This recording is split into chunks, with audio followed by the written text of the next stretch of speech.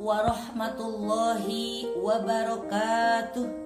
Alhamdulillahilladzi qaddarna alaina bil jamaah wa nahana anil mufarraqah.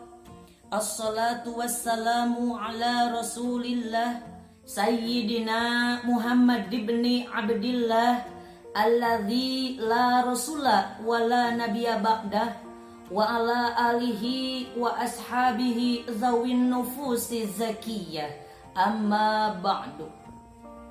Faqala Allahu ta'ala fil Qur'anil Karim wa huwa asdaqul qailin. A'udzu billahi minasy syaithanir rajim. Bismillahirrahmanirrahim. Alladzina amanu wa hajaru wa jahadu fi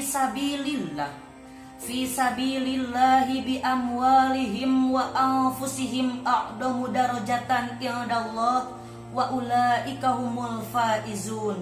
Shadaqallahul adzim.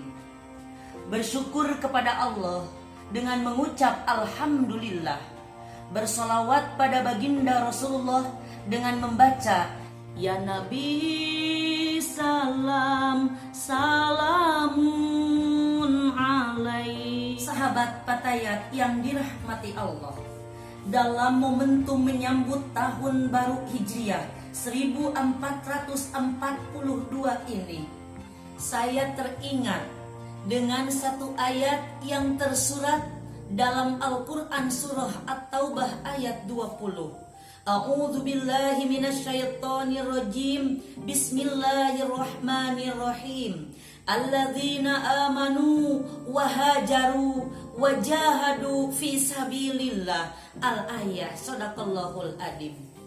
Intinya dari ayat ini, semua manusia yang hidup di dunia ingin merasakan kebahagiaan, baik itu kalangan anak muda maupun orang tua, baik kalangan konglomerat maupun kalangan uang melarat, baik kalangan masyarakat maupun kalangan pejabat.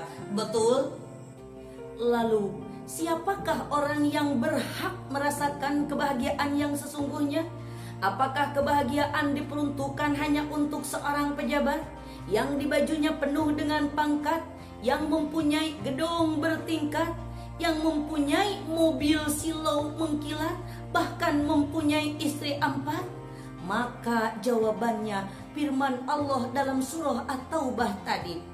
Orang yang berhak merasakan kebahagiaan yang sesungguhnya, Allah Subhanahu wa ta'ala telah menjelaskan bahwa orang yang akan bahagia dan mempunyai derajat yang tinggi di sisi Allah Subhanahu wa ta'ala ialah alladzina amanu. Yang pertama, orang-orang yang beriman.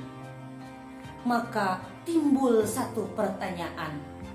Saya beriman kepada Allah, saya beriman kepada malaikatnya, kepada para nabinya, kitab-kitabnya, hari akhir dan qadarnya. Tapi kenapa hati saya selalu kacau, pikiran saya selalu galau?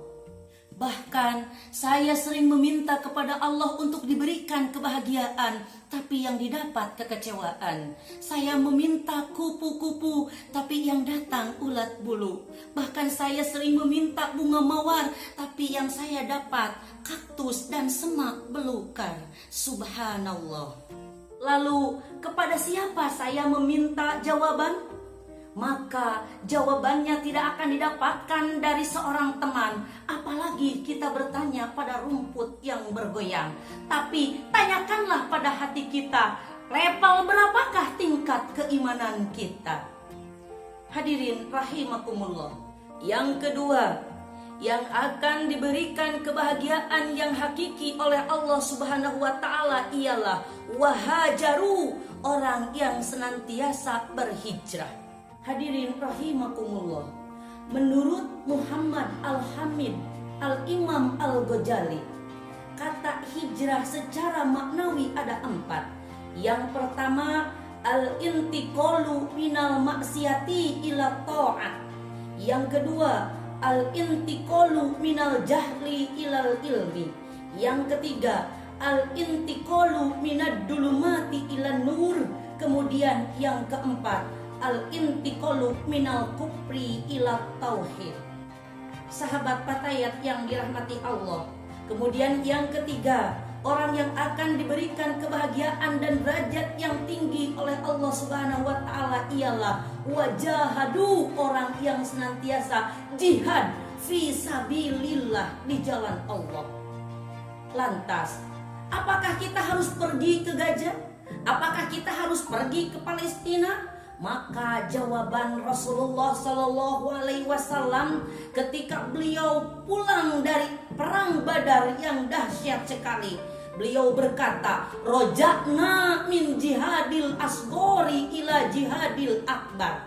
Kita telah pulang dari jihad yang kecil menuju jihad yang besar. Sahabat pun kaget dan mereka bertanya, "Wahai Rasulullah, apakah ada jihad yang lebih besar daripada perang Badar?" Padahal kita tahu perang Badar merupakan perang yang teramat besar, sehingga waktu itu kaum musyrikin lebih banyak daripada jumlah kaum muslimin. Tapi atas pertolongan Allah, kaum muslimin ada dalam kemenangan. Tapi kenapa Rasulullah SAW menyebutnya sebagai perang yang kecil? Kemudian Rasulullah menjawab dengan santai dan penuh dengan senyuman. Rasulullah berkata, ada jihad yang lebih besar dari perang Badar, yaitu jihadun nafsi, memerangi hawa nafsu sendiri.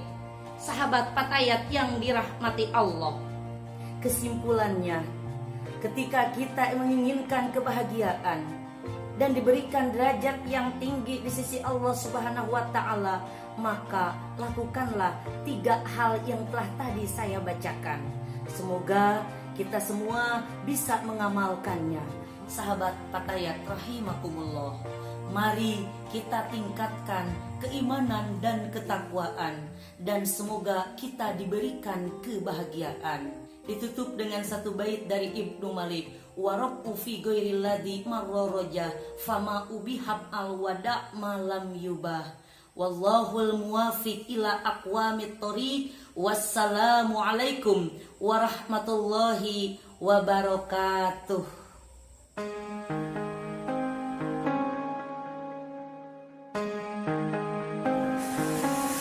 Ya Allah,